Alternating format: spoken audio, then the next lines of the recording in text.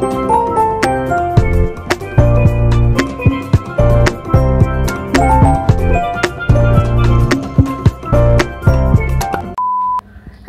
আলাইকুম সবাইকে, welcome back to my another new video. আজকের ভিডিওটা একটু ছোট হয়ে গেছে, আমি জানি, বুঝতেছি। কারণ হচ্ছে আমি একটু ব্যস্ত ছিলাম, যার কারণে আমি ঠিকমতো ভিডিও ফুটেজ নিতে পারিনি। তাই যতটুকু নিয়েছি ততটুকুই ভাবলাম যে দিয়ে দেই, যা হয়ে হবে। তো সকালে উঠে আমি একটু ফ্রেশ হয়ে তারপরে পড়তে বসি। বলতে আমি এখানে গল্পের বই পড়ি। এই বইটা আমি গতকালকে কিনেছিলাম, যেটা তোমাদেরকে দেখিয়েছিলাম।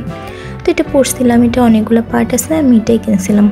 তারপরে হচ্ছে গোসল করে দেন এই ময়শ্চারাইজারটা ইউজ করি। আর দেখো আমার লিপ বামটা ভেঙে গেছে, কেমনে ভাঙছে আমি নিজেও জানি না।